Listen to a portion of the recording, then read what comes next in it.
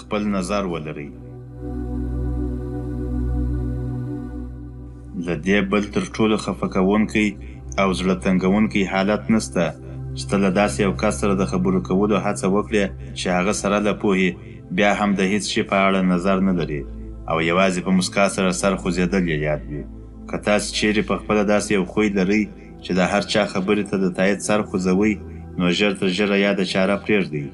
زه په پوره باور سره دا وایم چې هماغه خلکو ته چې تاسې ورته د تایید سرونه خوځوئ، ډېر ژر به یې ستاسې شتون او خبرې اترې کول ستړي او زړه تنګې کړي او درڅخه ولاړ به سي.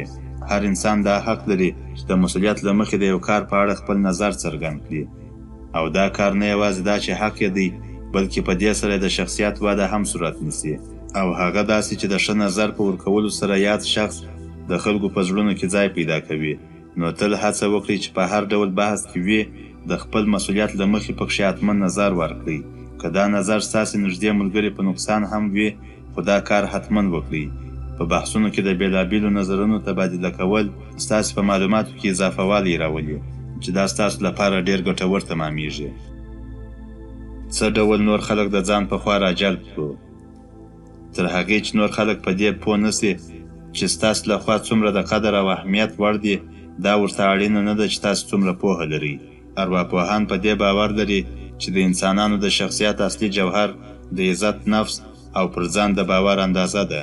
پر نفس د باور تر ټولو خوندور تعریف داسې دی: لومړی باید دا ووایاست چې تاسې له ځان سره څومره مینه لرئ. په حقیقت کې ستاسې د نفس اعتماد او پر ځان باور هماغه ارزښت او اهمیت دی چې تاسې یې ځان ته ورکوئ. په ټوله کې انسانان ډېر احساساتي دي. هغوی د خپلو احساساتو له مخکې د یو کار په اړه تصمیم نیسي او وروسته بیا په خپل منطق سره د تصمیم په تړاو قضاوت کوي.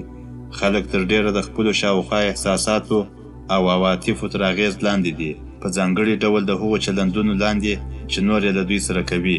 له کوچنیوالي څخه تاسې د خپلو کورنیو د هغو غبرګونونو او کړنو په وړاندې چې ستاسې په وړاندې وو ډېر حساس یاست، په داسې ډول چې د دې چلندونو یوه اندازه اغېز له تاسو سره هممهاله لوی سول او د نور سره ستاسو د اړیکو او سلوک ټاکونکي دي. تاسې باید په دې پوه سئ چې ټول هغه څه چې تاسو یې د نور سره ترسره کوئ ستاسې په ذات کې د ښه احساس او په نفس باور لوړوي. د نورو خلکو د راجلبولو رازونه. په طبیعي ډول یو څه چې د نورو خلکو د راجلبولو لامل ګرځي، هغه دوی ته ارزښت ورکول او په ټوله کې دوی ته درناوی بلل کیږي. نو ځکه د نورو خلکو د راجلبولو ډېره اسانه او ساده طریقه همدا ګڼل کیږي. تاسې باید نورو خلکو ته دا احساس ورکړئ چې دوی ډېر مهم دي. د نورو خلکو د راجلبولو 5 لارې. دلته ډېره اړینه دا ده چې نور خلک باید ستاسې په شتون کې ځان ډېر مهم احساس کړي او ستاسې له وجود څخه مثبته انرژي واخلي. تر ښه مرغه موږ په دې پوهیږو چې د دې وړ ګرځېدلي یو چې نور خلک څنګه کولی سي د ځان په وړاندې ښه احساس وکړي. دغه مهم چلندونه په 5 برخو باندې ویشل کیږي. اول، منل. دوهم، درناوی. دریم، تایید. څلورم، ستاینه کول. پنځم، پاملرنه. اول، منل. تر ټولو غوره ډالۍ چې په خپلو چلندونو کې نورو خلکو ته ورکړئ، هغوی ته پرته له کوم بندیز او شرط څخه په مثبته بڼه هغوی ته د درناوي په سترګه کتل دي، او دا په دې معنی چې هغوی په کوم ډول دي، ټولې کړنې یې تاسو ته د منلو وړ دي او پرته له کوم بندیز او شرط څخه تاسې هغوی منئ. هیڅکله پرې نیوکه نه کوئ او په هیڅ حالت کې یې پړ نه ګڼئ. د هغوی فکر د طبیعت تر ټولو غوره انځور وړاندې کوي. دا کار د نورو خلکو د راجلبولو لپاره ستاسې پیل دی. اوس بحث دا دی چې دا په ټوله معنا منل تاسې څه ډول ښکاره کړئ. ډېره اسانه لاره دا ده چې تاسې وخاندئ. کله چې له نورو خلکو سره مخ کیږئ نو ورته وخاندئ، او دا د دې لامل ګرځي چې د نورو په نفس او ځان باور لوړ سي او په پایله کې به د ځان په وړاندې د خوښۍ احساس وکړي. هغوی د ځان په اړه د مهموالي او ارزښتمن کېدلو احساس پیدا کوي. نو دا طبیعي خبره ده چې که چیرې تاسو د دې لامل سئ چې نور د ځان پر وړاندې ښه او په زړه پورې احساس وکړي، نو له تاسو سره مینه پیدا کیږي. دا په داسې حال کې ده چې تاسو له خولې هیڅ خبره نه ده وتلې، او هغوی هڅه کوي چې له تاسو سره خپله ملګرتیا پیاوړې کړي، ځکه تاسې د هغوی د بریالیتوب لامل ګرځېدلي یاست. او کله چې د کوم چا د ژوند یوه هیله پوره کړي، نو یې ورسره په ټول ژوند کې مینه وي. دوهم، درناوی. کله چې ستاسې لپاره یو څوک کوچنی کار هم ترسره کړي او تاسې یې په وړاندې د درناوي له سلوک څخه کار واخلي، نو دا کار د هغوی د نفس باور لوړوي او په ځان نور هم ډاډه کیږي. هغوی د ځان پر وړاندې د درناوي او مهموالي احساس کوي او د پیاوړتیا او وړتیا احساس یې نور هم زیاتیږي، او کوم فکر چې د ځان په اړه لرئ نور هم زیاتیږي، او د ځان د درناوي په پایله کې په نفس باور هم لوړیږي.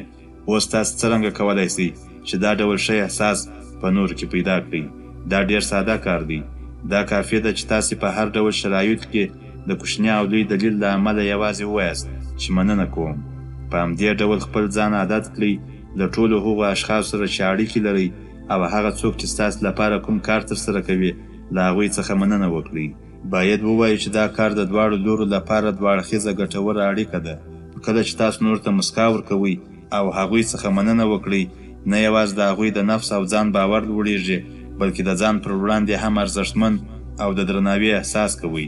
دا جوته خبره ده چې دا احساس تاسو ته هم لېږدول کیږي. دریم، تایید. دا باید ومنو چې ټول انسانان په خپل ناخودآګاه ضمیر کې په ژوره توګه د کړنو او خبرو تایید ته اړتیا لري او خوښ یې هم ګڼي. د ټولو هغو کارونو چې تاسې یې سرته رسوئ او د ژوند په اوږدو کې له نورو د تایید سره مخ کیږئ، تاسې ورته لکه خوراک او پوښاک اړتیا لرئ. هغه څوک چې تل د ژوند په اوږدو کې د نورو د تایید لپاره هڅه کوي، نو دا ډول اشخاص چې هر چیرته ولاړ سي د نورو له تاوده هرکلي سره مخ کیږي.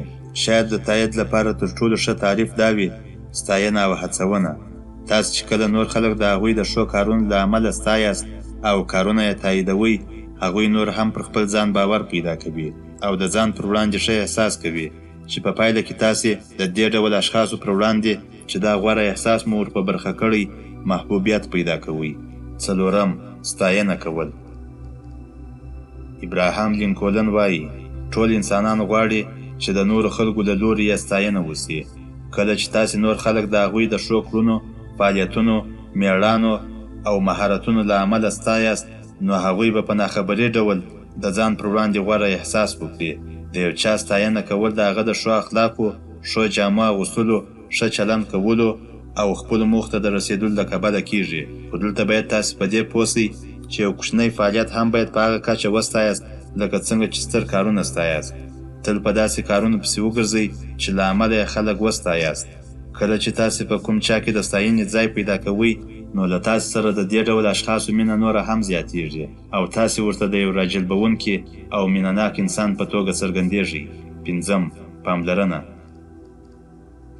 دا ټکی شاید د اشخاصو د ځانګړنو او د راجلبولو د 5 اصلونو په منځ کې تر ټولو مهم او اساسي عامل وي. دا برخه په چلندونو کې د اشخاصو د راجلبولو، په نفس او ځان د باور زیاتوالي تر ټولو مهم او ځواکمن عنصر بلل کیږي. کله چې تاسې هم ټول پام د نورو په لور اړوئ، نو هغوی به ځان ته د یو ارزښتمن او مهم کس په سترګه وګوري او د ځان پر وړاندې به د غوره احساس خاوند سي، او په پایله کې به تاسې د هغوی په تصور کې یو مینهناک او راجلبونکی شخص جوړ سئ.